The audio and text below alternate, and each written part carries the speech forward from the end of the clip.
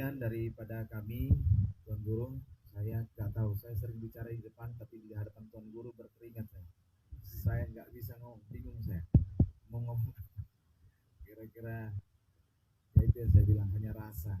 Kami 5 orang kemarin ke Lombok, kebetulan yang 2 sudah orang mantan santri di sana. Saya sendiri kebetulan dari Nusa Tenggara Timur, dan ada dari Ambon, salah satu penasehat. Kami hanya bisa berlinang air mata saja ketika mengikuti acara. Jadi itulah, mungkin sampai hari ini saya masih bingung mau bilang apa. Yang jelas kami bangga, kami rindu, kami sayang Tuan Guru, kami sayang seluruh keluarga besar Tuan Guru, dan kami sayang seluruh keluarga besar NWDI. Mudah-mudahan kita bersama membesarkan NWDI di Kepulauan Riau dan di Indonesia, intinya untuk bermanfaat bagi umat, yaitu kita bersama-sama fastabiqul khairat. Pulau Penyengat sungguhlah indah, di sana bersemayam Raja Haji fisabilillah, bertemu dan berpisah hanya karena Allah. Semoga kita semua mendapat berkah. Assalamualaikum warahmatullahi wabarakatuh.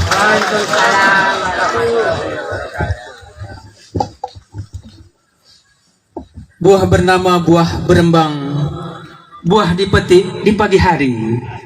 Jangan ragu dan jangan bimbang, mari bergabung dengan NWDI.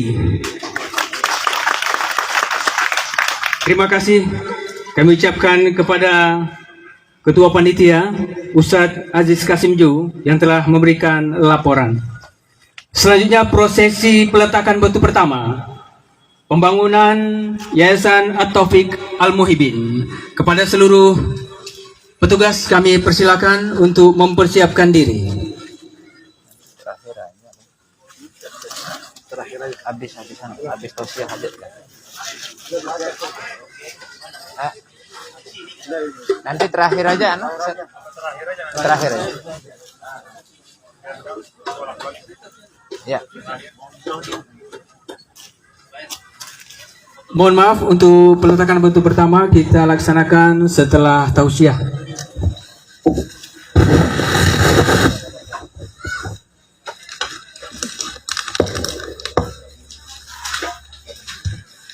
Bapak Ibu hadirin sekalian, bukan buru sembarang buru, pergi berburu membawa tomat. Bukan guru sembarang guru, Tuan Guru Bajang pimpinan umat. Tausiah agama yang akan disampaikan oleh Tuan Guru Besar Tuan Guru Bajang, Dr. Kiai Haji Muhammad Zainul Majdi LCMA. Dipersilakan.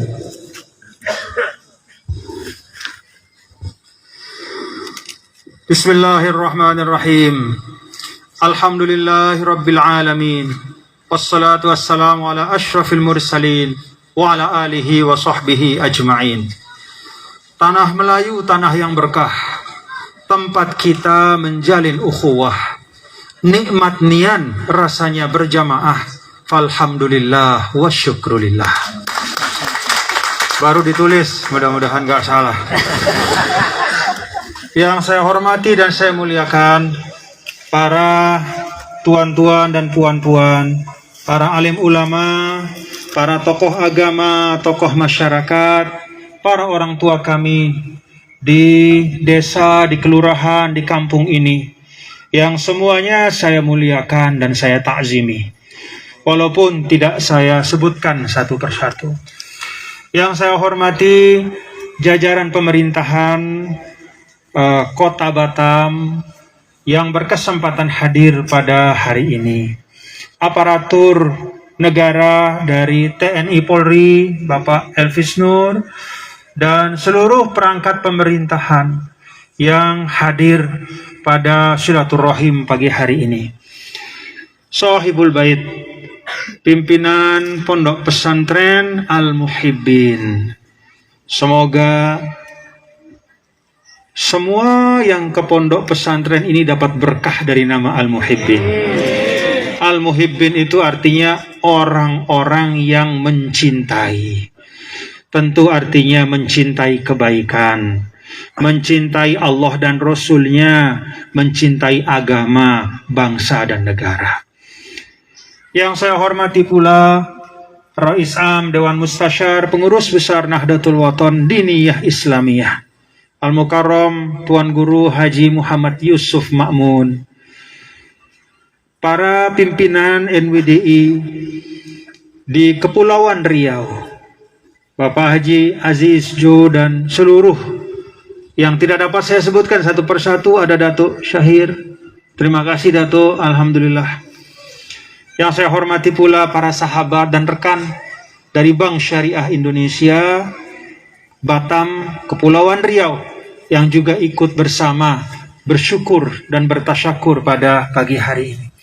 Bapak Ibu hadirin dan hadirat sekalian yang dirahmati Allah Subhanahu wa taala. Alhamdulillah wa syukurillah. Tidak ada yang lebih pantas untuk kita sampaikan di tengah keterbatasan. Termasuk diantaranya saya pakai masker karena saya datang dari luar, ya Bapak-bapak, nggih, Bapak Ibu, karena saya datang dari luar, dari tempat yang jauh. Saya ketemu orang banyak di pesawat, tadi perjalanan, maka saya pakai masker berbicara, ya. Karena kalau dalam situasi seperti ini, maka yang lebih banyak mobilitasnya itu yang lebih mungkin untuk, katakanlah, auzubillah ya, terkena misalnya. Karena itu saya pakai masker untuk menjaga bapak-bapak ibu dan juga menjaga kita semua. Tapi syukur, alhamdulillah, udaranya sepoi-sepoi, ya. Terasa betul, ya rahmat. Terasa betul bisyarah, yaitu kabar gembira dari Allah Subhanahu wa taala kepada kita semua. Di tengah keterbatasan ini kita dapat bermajelis, dan ini satu kenikmatan, satu kesyukuran. Dan yang lebih melipat gandakan kesyukuran itu, kita tidak hanya bersilaturahim, tapi ada yang kita lakukan untuk masa depan. Itu yang paling penting. Illifat mat, kalau kata orang Mesir. Kalau kemarin itu udah selesai, tidak ada siapapun kita bisa memperbaiki kemarin itu, nggak ada. Dalam arti merubah yang telah terjadi. Maksimal. Kalau kita berbuat salah, Allah Ta'ala ingatkan, tubu ilallah, taubatan nasuha. Taubat, itu caranya. Tapi merubah yang sudah terjadi, tidak bisa. Masa depan pun tidak dapat kita pastikan. Maka agama mengajarkan kita, bapak-bapak dan ibu-ibu, hadirin dan hadirat sekalian, gunakanlah hari ini untuk menyiapkan, bukan memastikan, menyiapkan masa depan. Itu yang kita syukuri.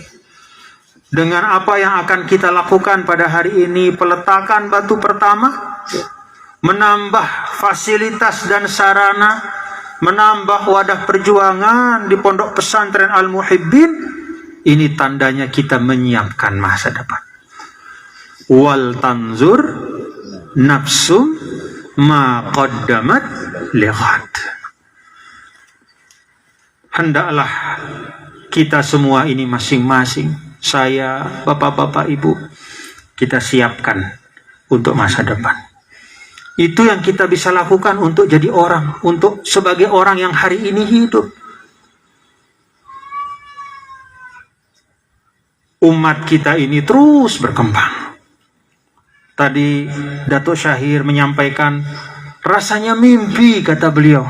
Dulu kami ini di Batam, kalau mau istilahnya ada yang ceramah agama, kita tunggu sampai ada waktu luang dari para dai dari mana-mana. Saking susahnya, karena sedikitnya.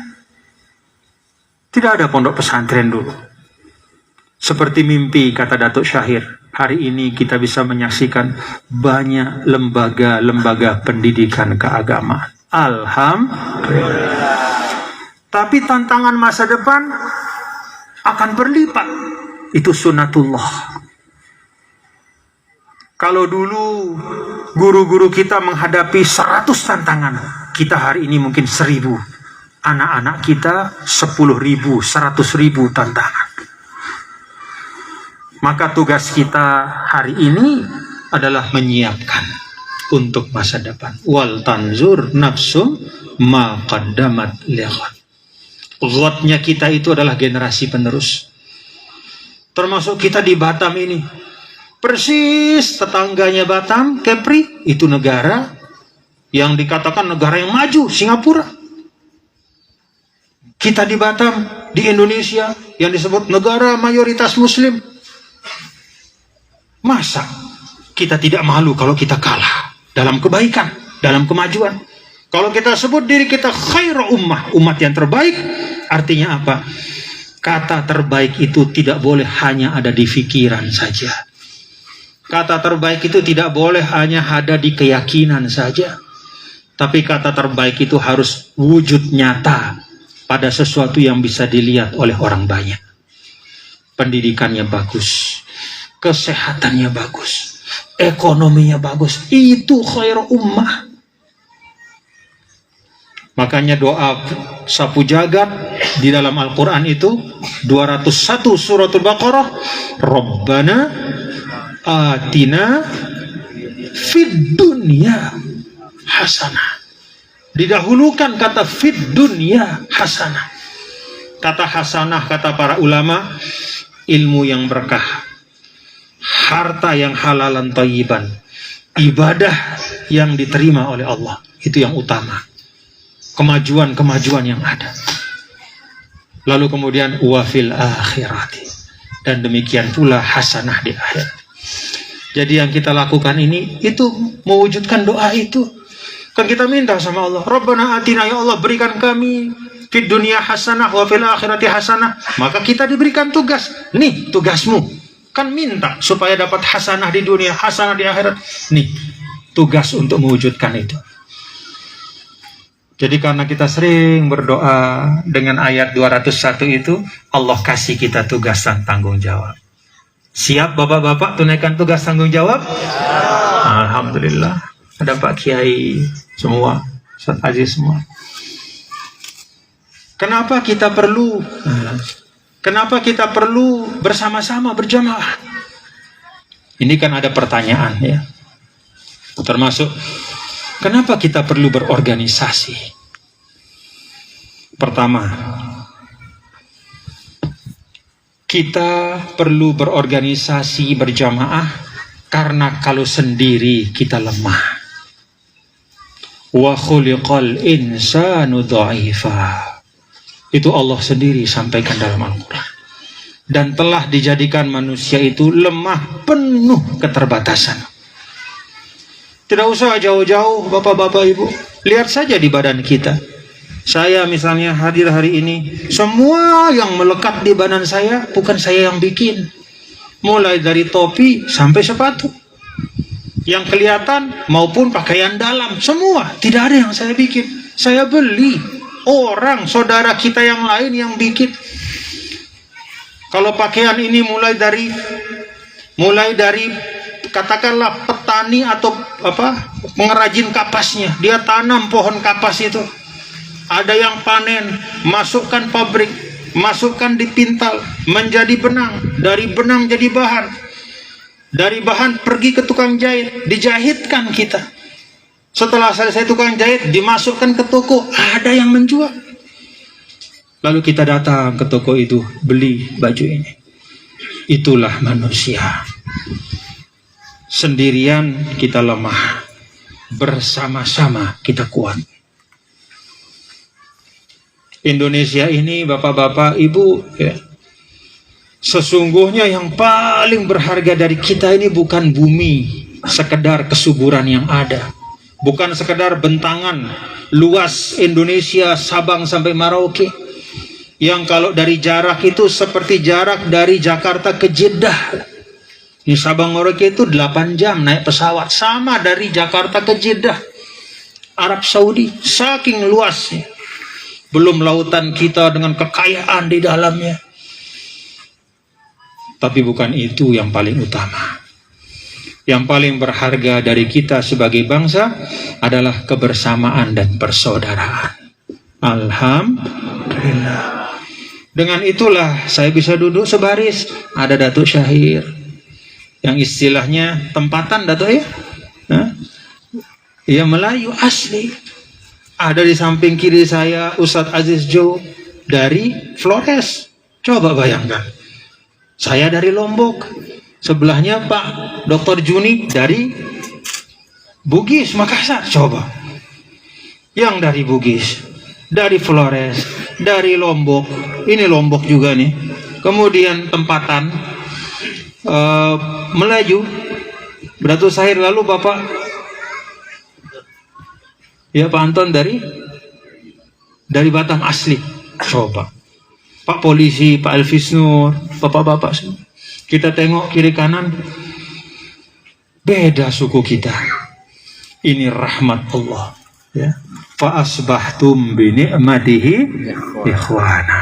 Jadi nikmat betul. Persaudaraan. Padahal sukunya beda-beda.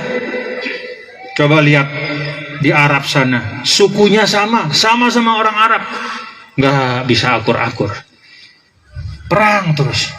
Padahal bahasanya sama, bahasa Arab, bedanya tipis-tipis. Kita bahasa Sasak sama bahasa Flores itu 180 derajat, nggak paham kita. Dengan bahasa Makassar paling sedikit-sedikit samanya. Ya. Mungkin nama makanan saja yang sama. Ya, Dr. Juni ya. Kalau nama makanan itu banyak yang mirip-mirip. Ya, kalau di Lombok, Sumbawa ada yang namanya singang. Oh, ternyata di Sulawesi juga ada singang juga. Ya, jadi palumara ya, palumara. Jadi kalau makanan kita banyak yang mirip-mirip. Tapi selain makanan banyak yang beda. Tapi alhamdulillah kita bisa duduk bersama di tanah ini adalah karena persaudaraan sesama anak bangsa dan sebagai sesama umat Islam. Alhamdulillah. Satu, kita berorganisasi karena memang kalau sendiri kita lemah, maka perlu membangun kebersamaan. Yang kedua, kita berorganisasi karena di dalam Islam diajarkan bahwa melaksanakan satu kebaikan berjamaah itu pahalanya berlipat-lipat dibanding sendirian. Bukan hanya urusan yang wajib seperti sholat 5 waktu, bahkan makan pun itu diajarkan dalam agama berjamaah. Padahal makan itu perbuatan yang istilahnya kebiasaan manusia. Mau beragama, tidak beragama, manusia tetap makan. Diajar dalam Islam berjamaah. Kenapa?